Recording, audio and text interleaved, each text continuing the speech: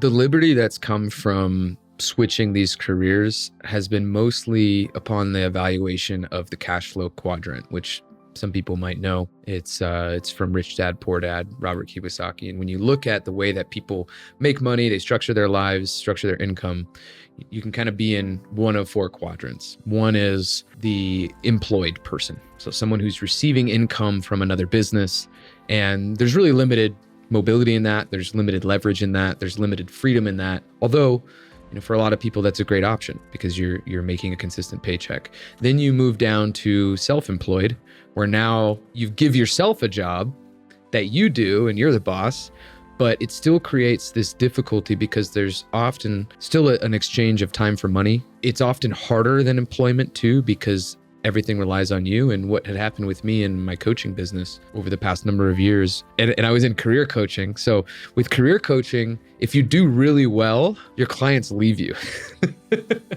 Once you get them a job, they're like, oh, I don't need a job coach anymore. Once I'm now remote, I don't need to take your advice. So I put myself in a position based on the industry that I chose and the profession that I chose, which was mostly due to, I had found this way to find remote work. I wanted to teach other people. It was very fulfilling, very satisfying, but it was a lot of fucking work.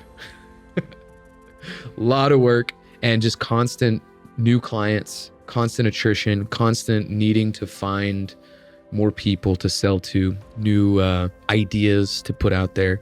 And so the freedom and liberation within the other side of the quadrant is entrepreneur on the top right, which is essentially you're building an asset, which is what I'm doing right now. And you're building an asset that can function without you. So it's not reliant on your time. It's reliant on different pieces of leverage, whether it's code leverage, whether it's labor, human labor, whether it's media, whatever it is that you're building leverage within that asset, that thing can start to create money without you. And that was my big focus with this move, was I wanted to be, instead of being self-employed, I wanted to be an entrepreneur that was building an asset. We're in a decent place now where I'm beginning to be able to take myself out of things. We have 5 people on the team, and most of the day-to-day execution work is done by them, but I'm still quite involved in the strategy. I'm still quite involved in the management, still quite involved in pretty much every piece of the business. The last quadrant there, which is the holy grail of where I want to go, is the investor side, right? Where you have the employment, you have self-employed, you have entrepreneur, and then you have investors. And investors are essentially just using their money to make more money. And I have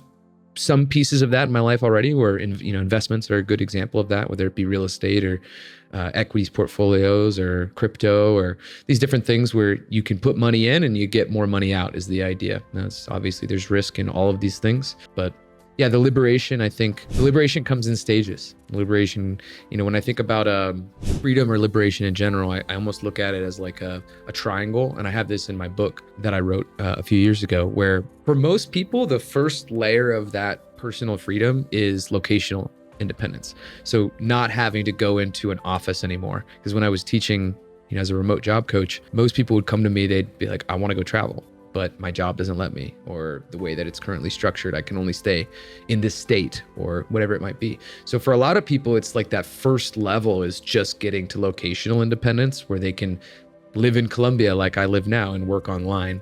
And then I kind of look at a progression of that through financial freedom and time freedom. So financial freedom might be the next one, where you have the locational independence, and now you're gaining financial independence, where the things that you do, the assets that you've built, the way that you've structured your life, you have enough money to do the things that you want to do. However, you might still be exchanging time for that. You might still kind of be an entrepreneur who's still just building and creating these assets. And then the final one with the time freedom, I think, is really what everybody wants, right? It's like, what if I could just do everything I wanted to do every single day and money was not an issue? My time was completely free.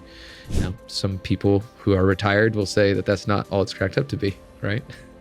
But I think that there's something to be said about being able to sense where you're at in the context of personal freedom and where you want to go in terms of that triangle, or in terms of whatever else is important. So for me, I had the location independence. I wanted to move up to the financial independence, where I had an asset that was creating money for me, and eventually investments that are just creating money for me.